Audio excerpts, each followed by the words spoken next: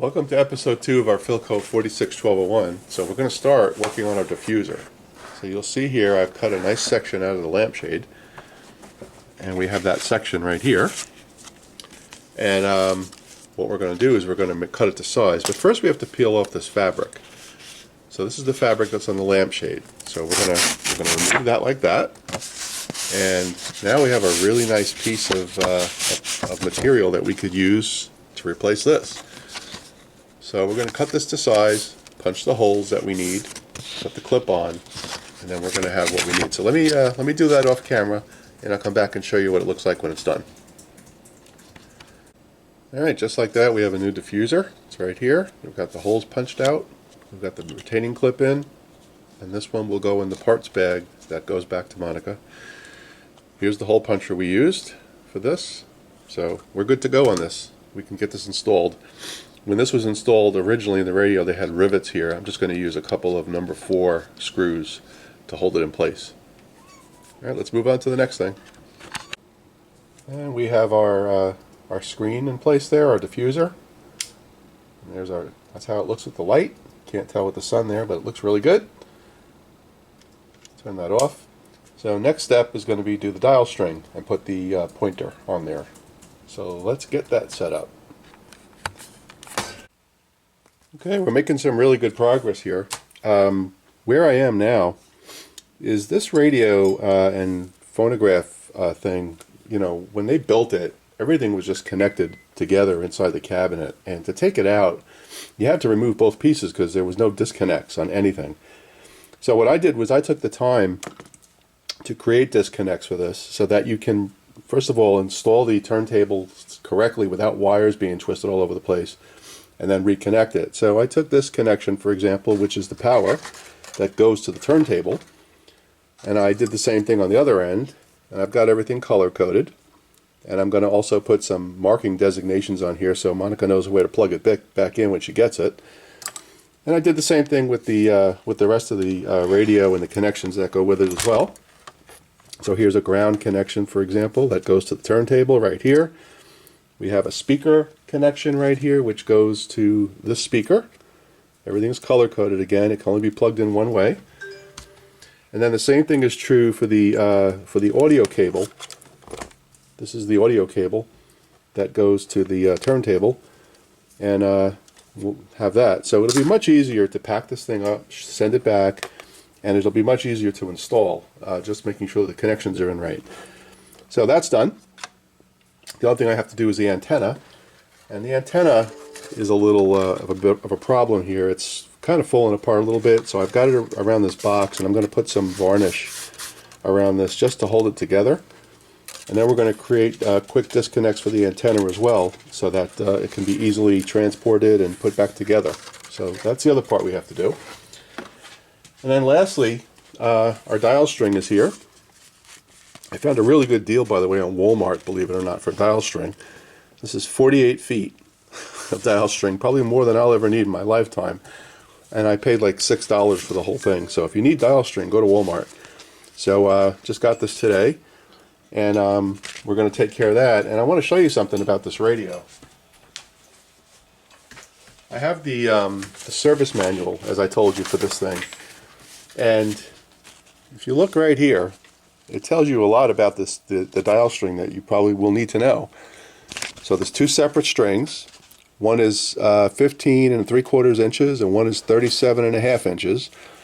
And you'll see that there's one that goes from here to the drive pulley, and then there's another one that goes to the drive pulley and goes around to the pointer.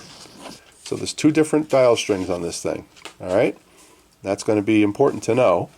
So we've got all that documented, so we'll cut the string the size that we need.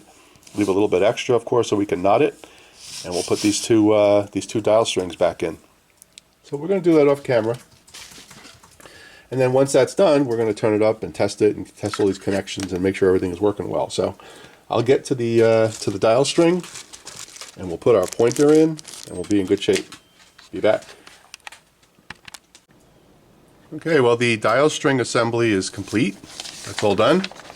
And this is the diagram I used. Let me just pull up a little bit here. There's 2 separate strings. There's one string here that goes around the tuning knob, 3.5 turns, comes up here to a spring, and then comes back down here. That's one. And then there's another one that actually, there's a loop here that goes over the spindle of the tuning dial, and it connects, comes all the way around here, goes through all the pulleys, and there's actually a spring missing on this diagram. There should be a spring right here. And one end attaches to the spring here, and the other end attaches to the spring there. So we've got this all good to go. This was probably one of the more difficult ones that I've ever done, but I still enjoy doing these. This is a challenge. It's like a mechanical puzzle. So we have our dial string all good to go. So now we have all the connections ready to test out from our unpluggables, except for the antenna. We're going to connect the antenna now, and I'm also going to replace this cap right here, which I didn't replace earlier. If you could see that. Let me just make sure you could see it right here. Odds are the cap is good, but I do see a little bit of melting on there, so we're going to replace it just to be thorough. And then we're going to connect our antenna, and we'll power it up and connect it and see how everything goes. Okay, everybody, I'm going to give you an update here. I'm hand holding the camera because I've got a lot of things to show you, and I can't do it on a tripod, so I'll try not to bounce around too much. But what you'll see I've done here is I've removed and labeled all the connections, so it makes it really easy for Monika to put this thing back together. For example, the speaker, there's two connections. One, it's number 16 on one side and number 16 on the other. Same thing on this connection, number 15 and number 15 here. So this should be really simple. Here's number 12. And then we have the power that goes to the turntable is number 7 and number 8. So everything is marked clearly. And here's the audio cable that goes to the turntable.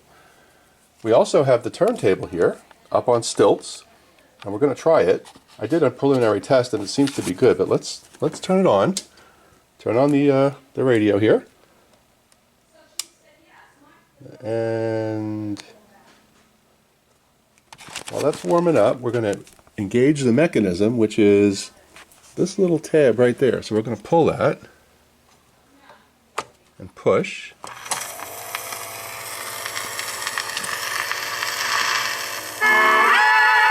And keep in mind, this is the original needle. I'm really shocked it works.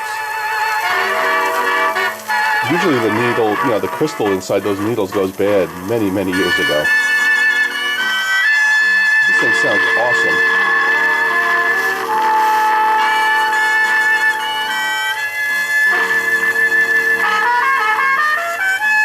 Let's reject the record.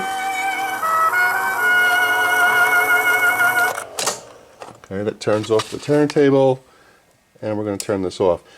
One thing I also did here is the antenna. I also made the antenna detachable, and I also put a competing connector on the end of the antenna, because this is going to be really hard to ship this way with all these wires connected. So we've made it really simple. So we have a working radio. I'm going to plug the antenna and let you hear that in a moment. We've got a working turntable, so I think we're pretty much ready to send this over to Monika. We also have our tuning dial connected and our dial string. I have to say, this is probably the hardest one I ever did, but I did it, and it works great. This thing works just fine. So all of that's been done, all of it's been completed. So let me get an antenna connected and I'll let you hear the radio. Okay, we have our antenna connected. It's right here, and I have the antenna around this box, this cardboard box, just to protect it. Let's turn on the radio. Turning the radio is on this direction, phonograph is that direction. It's a multi-purpose knob.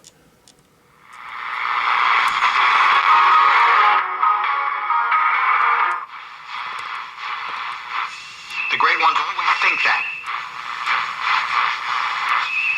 We can all from the outside though and judge it differently. He does have a guy he can ride. Healthcare, manufacturing, whatever it is. Zipper. Horrible. No good. I may need to do a little bit of a fine tune on the alignment here. I'm hearing a little bit of flutter.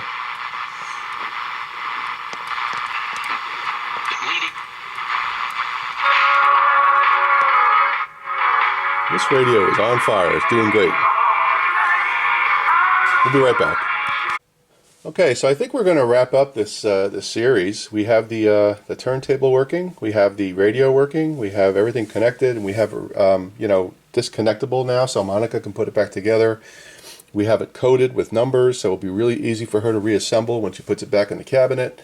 And we've got ourselves a good little radio here. I am going to do a little bit of an adjustment, oil and grease on this turntable. I haven't done that yet. This is out of the box. It worked, which I'm really shocked about that. I did order a replacement cartridge, but why put it in if you don't need it? I'll hold on to it, right? So that's done, and I think we're going to be really close to getting this back to Monika and shipping it out to her. I am going to record a video just for her to show her how to connect it, but no reason for you guys to watch that. But I want to take a moment here to first of all thank Monika for her trust, for sending it to me. You know, some stranger off of YouTube that she never met before. She sent it to me to repair, and I take that seriously. There are some really good people in the world, and Monika, you're one of them. And really glad that I was able to do this for you. It literally cost nothing to repair. I mean, I had all the parts. I didn't have to order anything. The only thing I had to order was dial string, and that's something I ordered for me, not for her. And I did get a good deal on the dial string, but everything else basically I had in stock, so there's really no cost to this thing. And I think it was a really good little project. So, Monika, it's all yours. I'm going to contact you offline, and we'll talk about how we get this thing back to you. And again, I'm going to record a video for you. So, for everybody else that's been coming along for the ride, thank you. And I guess we'll see you when we wrap up the Pi Piper 116U. I haven't completed that one yet. And then I want to show you a little project I'm doing with Brendan around a guitar pedal. So we started that one a while back. We didn't do it. So we're gonna focus on that one too. So I'll see you guys around. Everybody stay safe. Thank you again. This is amazing.